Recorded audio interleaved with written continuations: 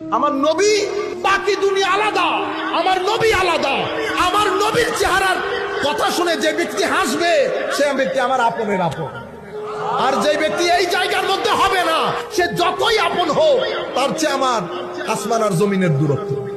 আমাদের সাথে কারো কোনো দাঙ্গা হাঙ্গামা মারামারি নাই, শুধু এই জায়গায় মুনাফিকরা আমার নবীর এলম নিয়ে কথা বলা শুরু করলো। কোন নবী বলে জানলে কই আমাদেরকে তো চিনতেছে না। আমার নবী শুনে অন্তরে ব্যথা লেগেছে। এমন জ্ঞান স্রষ্টার সৃষ্টির মধ্যে আল্লাহ যাকে সবকিছুর জ্ঞান দান করেছেন, আমার নবী এটা শুনে মন খারাপ করেছেন। মসজিদে নববীর মিম্বরে দাঁড়িয়ে আমার নবী বলছেন, সালুনি আম্মা শিতুম, যার যা মন চায় আমাকে জিজ্ঞেস করো। আমার নবীর এলমের সাগরের মধ্যে তরঙ্গ তৈরি হয়েছে। মানুষ প্রশ্ন করে, আমার নবী উত্তর দেয় ফজর, জোহর, আসর, সূর্য অস্তমিত।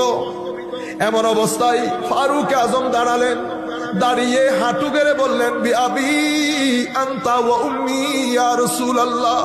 হুজুর, ফারুকের মা বাবা আপনার কদমে কুরবান।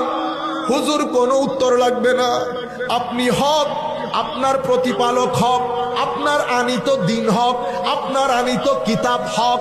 হুজুর ফারুক বলছি, আপনি শান্ত হয়ে যান, আমাদের কোনো উত্তরের দরকার নাই।